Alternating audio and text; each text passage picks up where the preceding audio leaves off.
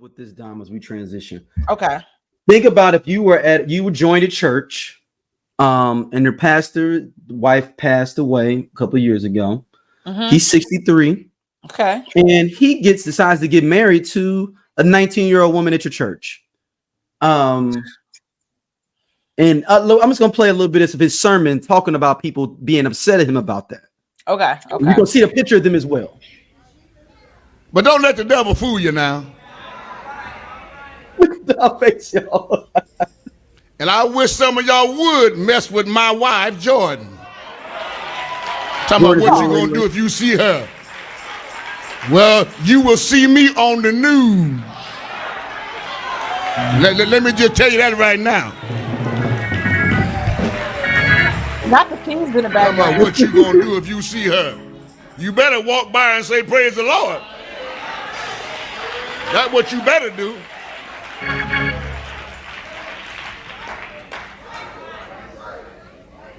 Cause that's my wife. My wife. And she grown. She didn't need nobody to sign no paperwork for her.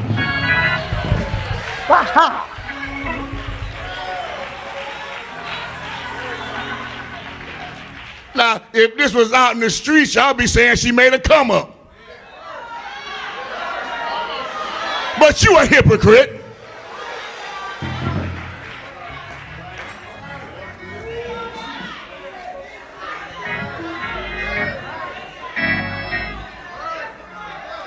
It's the chords.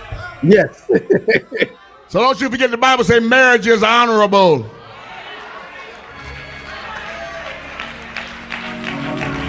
And the Bible said when you find the wife, honey, you find favor with God, honey. I found some favor with God. Did you say some flavor with God? Favor. Oh, okay. He said favor with God. And we sleeping good at night. Ain't nobody up all night worrying about all these crooks. Just please stop. Stop it. All right. Now, for y'all that can't see that are not visual or listening on audio or just looking down and you driving, you listening, the little girl looks like his granddaughter, not his daughter, maybe his great granddaughter. If you saw the picture of that young lady, she's sleeping good. Now, I'm gonna give his brother's name out. I'm gonna do some deep dives because I actually went to school in this area. This is Bishop Dwight Reed. He's in Des Moines, which is 30-40 minutes from my undergrad university, and I still know people in Des Moines. So I will be on the case on this to find out what's the deal with this Bishop Reed. But you're nasty, my nigga. I'm sorry.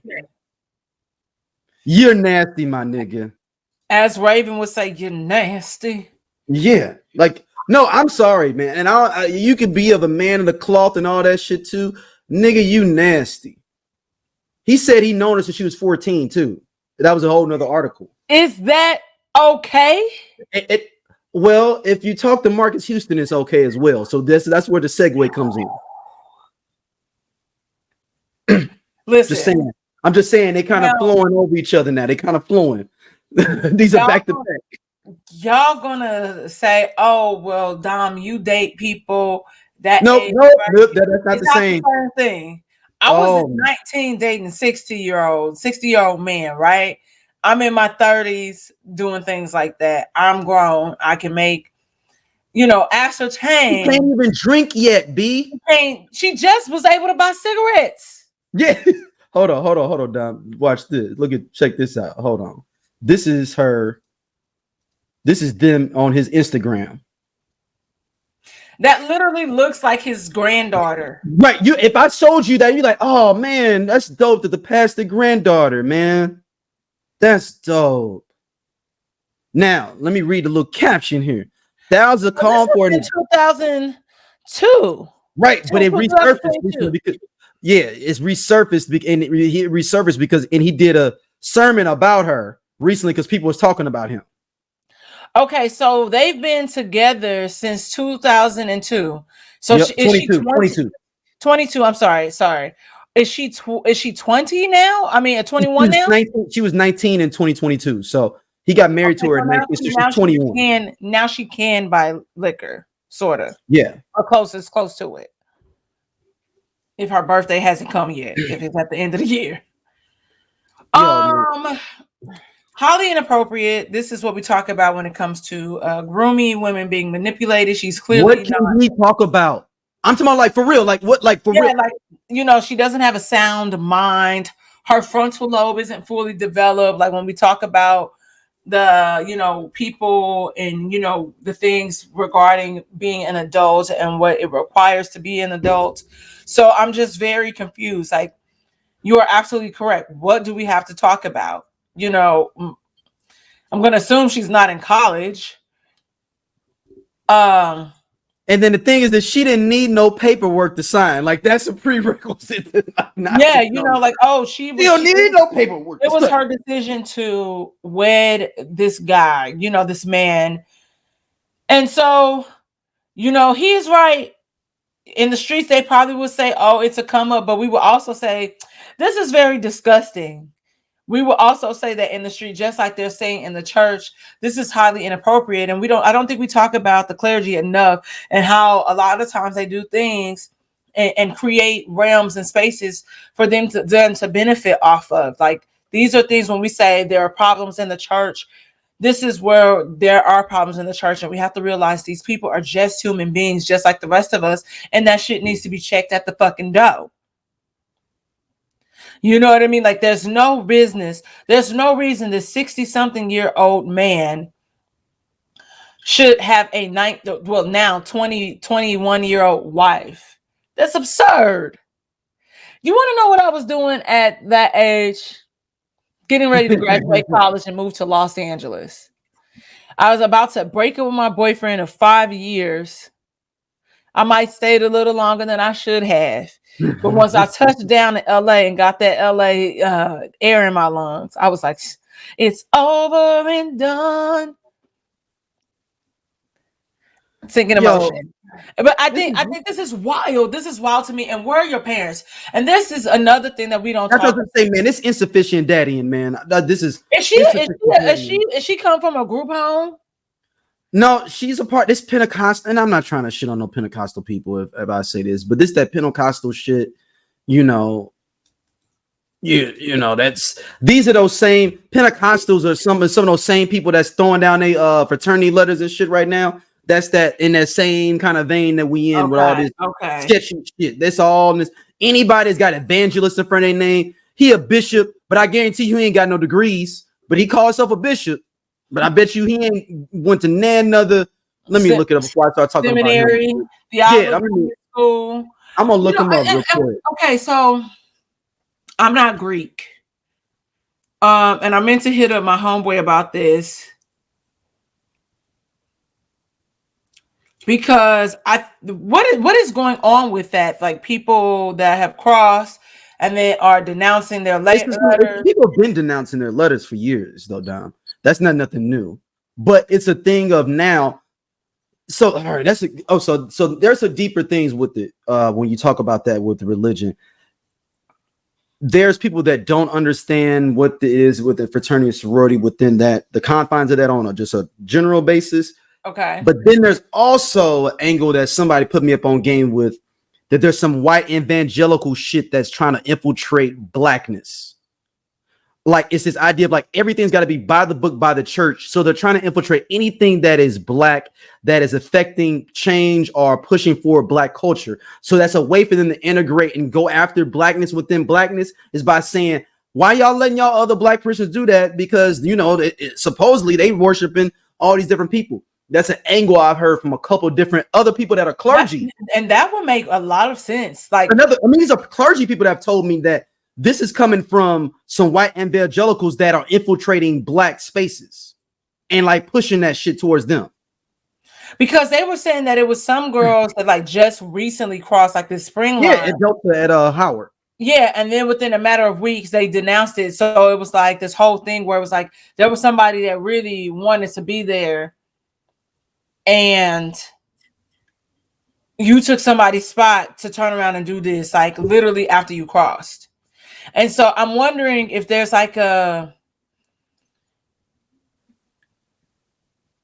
what like they could do to protect their chapters when when they are going up for what do they call before they put you online? Like when they scout you, like the preliminary period. Because to me, I'm just like we talk about like with a lot of like day-to-day stuff. I'm like, maybe you need to do like a deep dive and like research, background check, see what this person is into, what are their interests, like which is their. Damn, I got this nigga ain't even got no seminary degrees. I knew I told you. I knew it. I knew it. Mess. That's a mess. How are you? I knew it. I knew it. Ain't went to no divinity school, no education on none of this shit. Just you supposed to believe in him. We got time, man. We got time. We got time. You want to go there? Let's go. All right. So I have a huge problem with that in a lot of things that we do in church in general. And my cousin and I had this conversation over the weekend. And I believe that this is what we talk about, like the manipulation. You in a pulpit, you shouldn't even be in a pulpit preaching the word of anything. You could be a deacon, you could be on the board of trustees. You should have been to divinity school. But you should have that should be a requirement. And that means that there's all of that, all of it. Because there's no way that I'm getting, and not to say that doesn't make you not worthy of the cloth and that you can't preach. But if you call to serve, that means you call to get an education as well. It's just like going like saying, yo, I want to be a nurse. And like, oh, and we want to pay you and give you tithes and tithe your church. And I'm supposed to just be like, oh, well, God called you to be a nurse. Let me just trust you on that. Right. It is the same exact thing. And I think we don't realize that, like we said, in those spaces, we put so many people up on a pedestal, clergy included. We talk about celebrities all the time here. And I said it the other day, like these are regular ass people. Some people can just be terrible ass people. This person is a fool, and I can't even call him an educated fool because he ain't even really educated. So with that being said, I think that it's time to revise like the rules and regulations and what houses the church, because we talk about people. Just look at Hillsong. Yeah.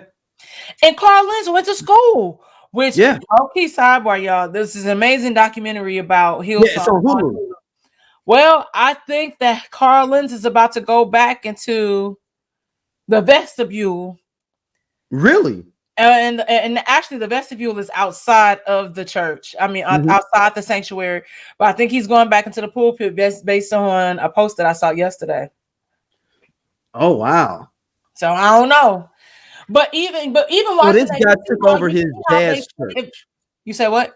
He took over his dad's church. His dad was Bishop Jeremiah Reed. And he took over so he became a bishop just because his dad passed and he took it over. I can't believe they just let him do it and didn't even see. Okay. This is why it's like certain rules and regulations that have to be put in place in church. And I'm not saying that my church that I grew up in. Oh my God, Dom, hold on. It gets worse. No, it's just the thing of like, give a happy birthday on their Instagram. Go to CAT Des Moines, DESMOINES, and it's a thing on there. Give a happy birthday. Des Moines, it look like Des Moines. Yeah, it's Des Moines. I know, but it's like a thing of like say happy birthday. It's a happy birthday post to the first lady, and it's just like it looks like a little girl. Okay, what's the page name? You said C. It's CAT Des Moines, DESMOINES. So it's happy Mother's Day, First Lady Jordan Reed, and you're like, Mother's Day, like you had a kid already? Bye. Y'all, you see what I'm talking about? It looked like you look like it should be like graduation or something. Like a senior photo, like her senior picture.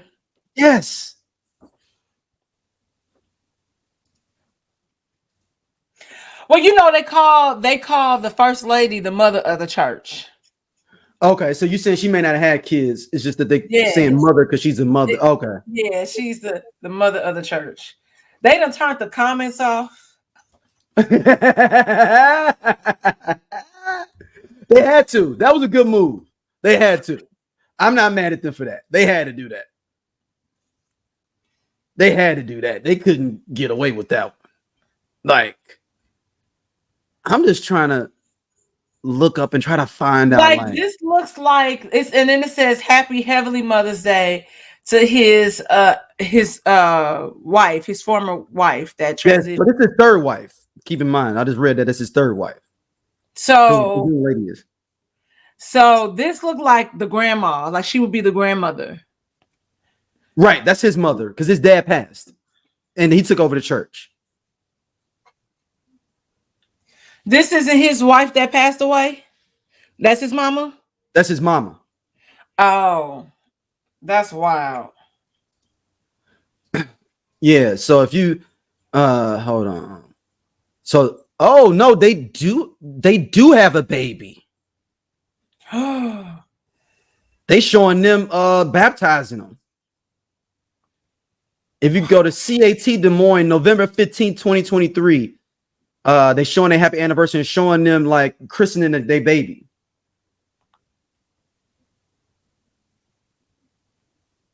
This is wild, man.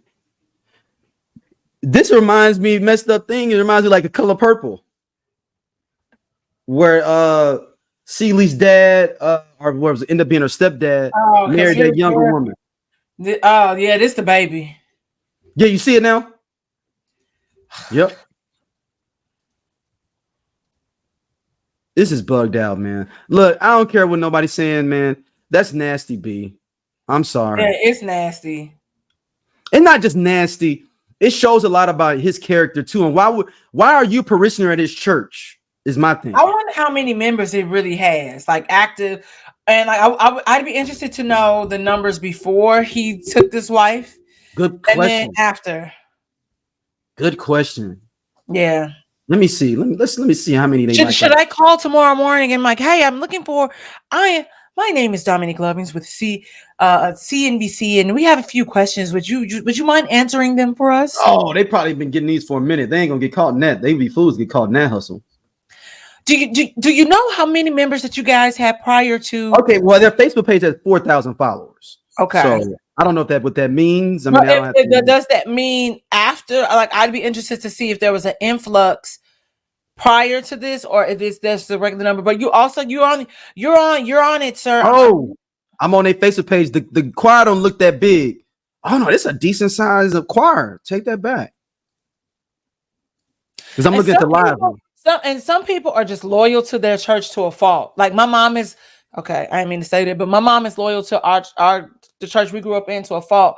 And I just be like, I don't understand. It couldn't be me. Like my family is like that. Like a lot of my family members still go to that church, and I just be like, I'm a pray for y'all because y'all lost. Okay, it's not that big. It's not that big of a church. Maybe let's say maybe 100 something people in there. Okay, I bet those followers are people just trying to see, like, be nosy and what the updates are. Some people will follow a page or whatever. We see it all the time. They'll follow certain pages. True. And that don't mean that they're gonna be going to the church or whatever, checking out. And they like, man, we getting a whole bunch of interaction. Like, you want to know why? Hey y'all, if y'all like what y'all see here on Everyone Needs an Aquarius, be sure to like, subscribe, and share our podcast with your friends because we got all the tea. And if you want to check out more stuff from us, be sure to hit that button right there on the right side so you can see other stuff and again share it with everybody.